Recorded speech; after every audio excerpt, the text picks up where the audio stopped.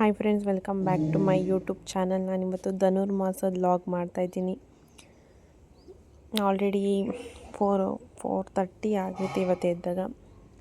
ಚಳಿ ಆಗ್ತಿತ್ತು, ಸೊ ಅದಕ್ಕೋಸ್ಕರ ಲೇಟಾಗಿ ಎದ್ದೆ. ಆಮೇಲೆ ಕ್ಲೀನೆಲ್ಲ ಮಾಡಿ ಸ್ನಾನ ಎಲ್ಲ ಮಾಡ್ಕೊಂಡು ಬಂದಮೇಲೆ ವಿಡಿಯೋ ಸ್ಟಾರ್ಟ್ ಮಾಡಿದ್ದೀನಿ. ಇವತ್ತೊಂದು ಲಾಂಗ್ ವಿಡಿಯೋ ಮಾಡೋಣ ಅಂತ. ನಾನು ಯಾವ ರೀತಿ ಪೂಜೆ ಮಾಡ್ತೀನಿ ಅಶ್ವತ್ಥ ಕಟ್ಟೆ ಹತ್ರ ಹೋಗಿ ಅಂತ. ಫ್ರೆಶ್ ಅಪ್ ಎಲ್ಲ ಆಗಿ ಬಂದಮೇಲೆ ನಾನು ಒಂದು ಬಿಂದಿಗೆಯಲ್ಲಿ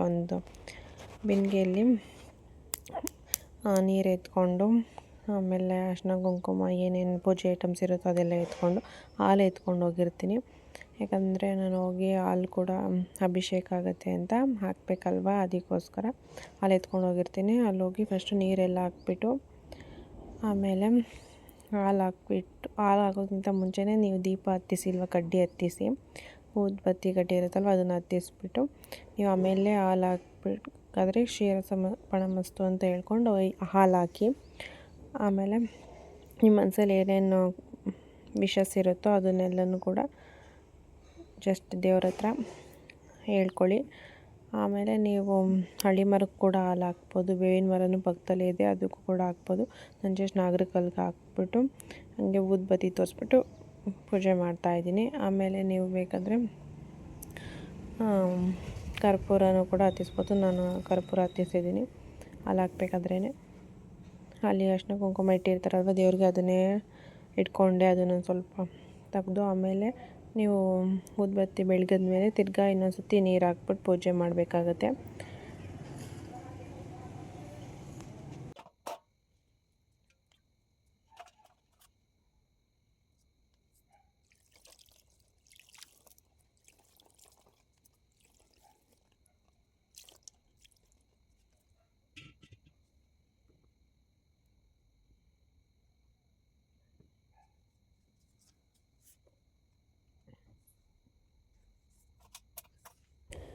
ನೀರೆಲ್ಲ ಹಾಕಿ ಕ್ಲೀನ್ ಮಾಡಿದ್ಮೇಲೆ ಅರಿಶಿನ ಕುಂಕುಮ ಏನಿರುತ್ತೋ ಅದನ್ನು ಹಚ್ಬೋದು.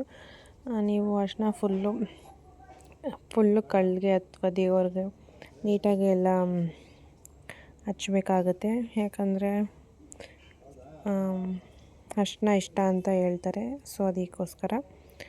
ಆ್ಯಂಡ್ ಅರಿಶಿನ ಕುಂಕುಮ ಎಲ್ಲ ಇಟ್ಟು, ಹೂವು ಎಲ್ಲ ಇಟ್ಟು ನೀವು ಪೂಜೆ ಯಾವ ರೀತಿ ಮಾಡ್ತೀರೋ ಅದೇ ಮಾಡ್ಬೋದು. ನಾನು ಲಾಸ್ಟ್ 9 days ಆವಾಗ ಮಾಡಿದ್ದಾಗ ನಾನು ಎಳ್ಬತ್ತಿ ಕೂಡ ಹಚ್ಚಿದ್ದೆ. 9 days ಕಂಪ್ಲೀಟ್ ಆದಮೇಲೆ ನನ್ನ ಪೀರಿಯಡ್ ಡೇಟ್ ಇತ್ತು, ಸೊ ಅದಕ್ಕೋಸ್ಕರ ನಾನು ಅಲ್ಲೇ ಸ್ಟಾಪ್ ಮಾಡಿ ತಿರ್ಗಾ ಕಂಟಿನ್ಯೂ ಮಾಡಿದ್ದೀನಿ. ಅದನ್ನೇನು ವೀಡಿಯೋ ಮಾಡಿಲ್ಲ, ಜಸ್ಟ್ ಮಿನಿ ವ್ಲಾಗ್ ಹಾಕಿದೆ, ಶಾರ್ಟ್ಸಲ್ಲಿ ಚೆಕ್ ಮಾಡ್ಕೊಳ್ಳಿ. ನೀವು ಮಾರ್ನಿಂಗ್ ಟೈಮ್ ಪೂಜೆ ಮಾಡೋದ್ರಿಂದ ನಿಮಗೆ ತುಂಬ ಬೆನಿಫಿಟ್ಸ್ ಇರುತ್ತೆ. ಆ್ಯಂಡ್ ಮಾರ್ನಿಂಗೇ ಕ್ಲೀನಿಂಗ್ ಎಲ್ಲ ಕಂಪ್ಲೀಟ್ ಆಗಿರುತ್ತೆ, ಆ್ಯಂಡ್ ಪೂಜೆನೂ ಕೂಡ ಆಗಿರುತ್ತೆ. ಸೊ ನೀವು ಟಿಫನ್ ಮಾಡೋದೊಂದೇ ಇರುತ್ತೆ, ಅದಕ್ಕೋಸ್ಕರ ಬೇಗ ಇದ್ದರೆ ಬೇಗ ಕೆಲಸನೂ ಕೂಡ ಮುಗಿಯುತ್ತೆ. ಆ್ಯಂಡ್ ನೀವು ಬೇಗ ಎದ್ದೋಬೇಕು ಅಂದರೆ ಎಸ್ಟರ್ಡೇ ನೈಟೇ ನೀವು 9:30 ಅಥವಾ 10 o'clock ಎಲ್ಲ ನೀವು ಮಲ್ಕೊಬೇಕಾಗತ್ತೆ. ಆದಷ್ಟು ಧನುರ್ಮಾಸ ಮಾಡೋದ್ರಿಂದ ಸಮ್ ಬೆನಿಫಿಟ್ಸ್ ಇದೆ. ತುಂಬ ಜನ ನನ್ನ ಹತ್ರನೂ ಶೇರ್ ಮಾಡ್ಕೊಂಡಿದ್ದಾರೆ, ಪೂಜೆ ಮಾಡೋದ್ರಿಂದ ಏನೇನು ಅವ್ರಿಗೆ ಅಂದ್ಕೊಂಡಿರೋದೆಲ್ಲ ಸಿಕ್ಕಿದೆ ಅಂತ. ನೀವು ಕೂಡ ಟ್ರೈ ಮಾಡಿ. ಆ್ಯಂಡ್ ನೀವು ಬೇಕಾದರೆ ಒಬ್ಬೊಬ್ಬರು ಮನೇಲಿ ಕೂಡ ಹಂಗೆ ಜಸ್ಟ್ ಸಿಂಪಲ್ಲಾಗಿ ಮಾರ್ನಿಂಗ್ ಟೈಮ್ ಪೂಜೆ ಮಾಡ್ತಾರೆ. ಯಾರು ಅಶ್ವತ್ಥ ಕಟ್ಟೆ ಇರಲ್ವ ಅವರು. ನೀವು ಅಶ್ವತ್ಥ ಕಟ್ಟೆ ಹತ್ರನೇ ದೇವಸ್ಥಾನ ಇದೆ ಅಂದರೆ ನೀವು ದೇವಸ್ಥಾನಕ್ಕೆ ಕೂಡ ಹೋಗಿ ಬರ್ಬೋದು.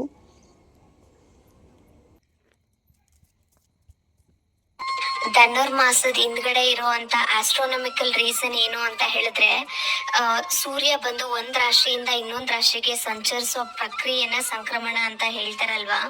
ಸೊ ಸೂರ್ಯ ವೃಶ್ಚಿಕ ರಾಶಿಯಿಂದ ಹೊರಗಡೆ ಬಂದು ಧನುರ್ ರಾಶಿಗೆ ಪ್ರವೇಶ ಮಾಡಿದಾಗ ಧನುರ್ಮಾಸ ಆರಂಭ ಆಗುತ್ತೆ ಅಂತ ಹೇಳ್ತಾರೆ. ಇದು ಖಗೋಳಶಾಸ್ತ್ರ. ಆದ್ರೆ ಸೂರ್ಯ ಧನುರಾಶಿಯಲ್ಲಿ ಇರೋ ಈ ಕಾಲಘಟ್ಟದಲ್ಲಿ ಹಗಲು ಕಡಿಮೆ ಆಗಿರುತ್ತೆ ಮತ್ತೆ ರಾತ್ರಿ ಜಾಸ್ತಿ ಇರುತ್ತೆ. ಇದು ಕೂಡ ಒಂದ್ ರೀಸನ್ನು. ಮತ್ತೆ ಅಟ್ಮಾಸ್ಫಿರಿಕ್ ಸೈನ್ಸ್ ಪ್ರಕಾರ ಧನುರ್ಮಾಸದಲ್ಲಿ ಬೆಳಗ್ಗೆ 4 ಗಂಟೆ ಅಂದ್ರೆ ಬ್ರಾಹ್ಮಿ ಮುಹೂರ್ತಕ್ಕೆ ಎದ್ದೊಳೋದಕ್ಕೆ ಹೆಚ್ಚಿನ ಪ್ರಾಮುಖ್ಯತೆ ಇದೆ. ಇದ್ರ ಹಿಂದೆ ಸಶಕ್ತವಾಗಿರುವಂತ ಸೈಂಟಿಫಿಕ್ ರೀಸನ್ ಕೂಡ ಇದೆ. ಏನು ಅಂತ ಹೇಳಿದ್ರೆ, ವಿಜ್ಞಾನದ ಪ್ರಕಾರ ಈ ಟೈಮಲ್ಲಿ ವಾತಾವರಣದಲ್ಲಿ ಶುದ್ಧವಾಗಿರುವಂತ ಆಕ್ಸಿಜನ್ನು ಮತ್ತೆ ಓಝೋನ್ ಅಂಶ ಭೂಮಿಗೆ ತುಂಬಾ ಹತ್ರ ಇರುತ್ತೆ. ಇದು ನಮ್ಮ ರೆಸ್ಪಿರೇಟರಿ ಸಿಸ್ಟಮ್ಗೆ ತುಂಬಾನೇ ಒಳ್ಳೇದು. ರೆಸ್ಪಿರೇಟರಿ ಹೆಲ್ತ್ಗೆ ಮತ್ತೆ ಮೆದ್ಲು ಚುರುಕಾಗಿರೋದಕ್ಕೆ ಬಹಳ ಒಳ್ಳೇದು. ನಮ್ಗೆಲ್ಲನೂ ಏನೋ ಅಂತ ಹೇಳಿದ್ರೆ ಆಗಿನವರೆಲ್ಲ ಒಂದ್ ಪದ್ಧತಿ ಮಾಡ್ಕೊಂಡು ಬಂದಿದ್ದಾರೆ. ದೇವ್ರು ಅಂತ ಹೇಳಿದ್ರೆ ಭಯ ಪಡೋದು ಇದ್ದೇ ಇದೆ. ಈಗ ದೆವ್ವ ಅಂತ ಹೇಳಿದ್ರೆ ಭಯ ಪಡ್ತೀವಲ್ಲ, ಹಾಗೆ ದೇವ್ರು ಅಂದ್ರೂ ಭಯ ಪಡುವಂತ ಜನ ಇದ್ದಾರೆ. ಅದ್ರಿಂದನೇ ಈ ರೀತಿಯಾಗಿ ಭಕ್ತಿ ಮೂಲಕ ಈ ಎಲ್ಲಾ ಆಚರಣೆಗಳನ್ನು ಅಷ್ಟು ಸುಂದರವಾಗಿ ಜೋಡಿಸಿದ್ದಾರೆ ನೋಡಿ. ಇವನ್ ಓಂ ಶಕ್ತಿ ಮಾಲೆ ಹಾಕೋದಾಗಿರ್ಲಿ ಅಥವಾ ಅಯ್ಯಪ್ಪ ಸ್ವಾಮಿ ಮಾಲೆ ಹಾಕೋದಾಗಿರ್ಲಿ, ಸುಮಾರು ಈ ರೀತಿಯಾಗಿರುವಂತ ದೇವ್ರ ಚಟುವಟಿಕೆಗಳು ಡಿಸೆಂಬರ್ ತಿಂಗಳಲ್ಲೇನೆ, ಅದು ಧನುರ್ಮಾಸದಲ್ಲೇ ನಡೆಯುತ್ತೆ. ಸೊ ಅವ್ರು ತಣ್ಣೀರ್ ಸ್ನಾನ ಮಾಡೋದು, ಉಪವಾಸ ಮಾಡೋದು, ಮತ್ತೆ ದೇವ್ರ ಸೇವೆ ಮಾಡೋದು, ಪೊಂಗಲ್ ತಿನ್ನೋದು, ನೈವೇದ್ಯ ಕೊಡೋದು, ಇದೆಲ್ಲಾನು ಇದ್ರ ರಿಲೇಟೆಡೇ ಆಗಿರುತ್ತೆ. ಸೊ ಹಂಗಂದ್ರೆ ಇದ್ರ ಹಿಂದ್ಗಡೆ ಏನಿದೆ ಅಂತ ಹೇಳಿದ್ರೆ ಸೈಂಟಿಫಿಕ್ ರೀಸನ್ ಇರುತ್ತೆ. ಬಟ್ ಅದನ್ನ ಬಿಡಿಸಿ ದೊಡ್ಡವ್ರಿಗೆ ಸ್ವಲ್ಪ ಜನಕ್ಕೆ ಹೇಳೋದಕ್ಕೆ ಕಷ್ಟ ಇರೋದ್ರಿಂದ ದೇವ್ರ ಮೊರೆ ಹೋದಂಗೆ ಇದನ್ನ ಫಾಲೋ ಮಾಡ್ಕೊಂಡು ಬರೋವಾಗ ಮನ್ಸು ಶುದ್ಧಿ ಆಗುತ್ತೆ, ಆತ್ಮನೂ ಶುದ್ಧಿ ಆಗುತ್ತೆ, ಮತ್ತೆ ಆರೋಗ್ಯಕ್ಕೂ ಇದು ಒಳ್ಳೇದು ಅನ್ನೋದನ್ನ ನಮ್ ದೊಡ್ಡವರು ಅಷ್ಟು ಚೆನ್ನಾಗಿ ಹೇಳಿದ್ದಾರೆ.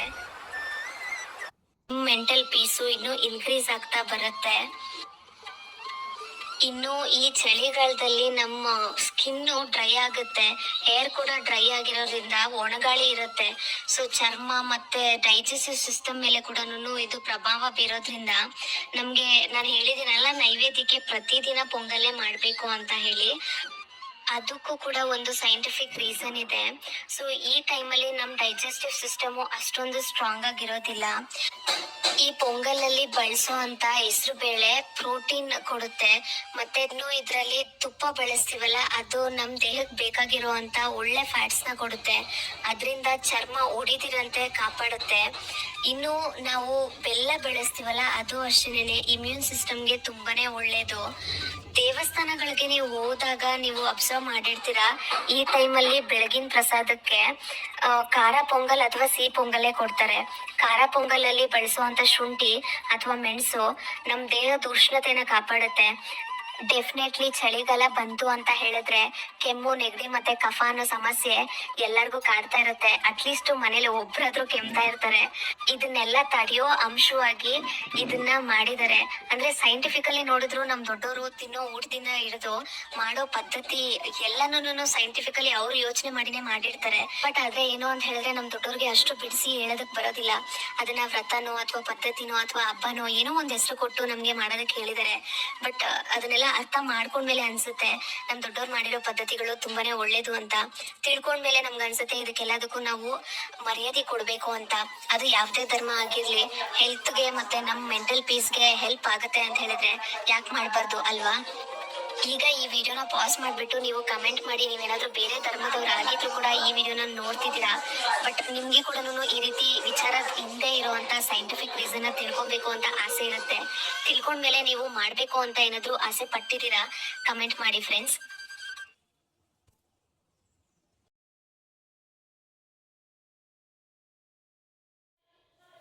ಇದಾಗಿತ್ತು ನನ್ನ ಧನುರ್ಮಾಸದ ವ್ಲಾಗ್.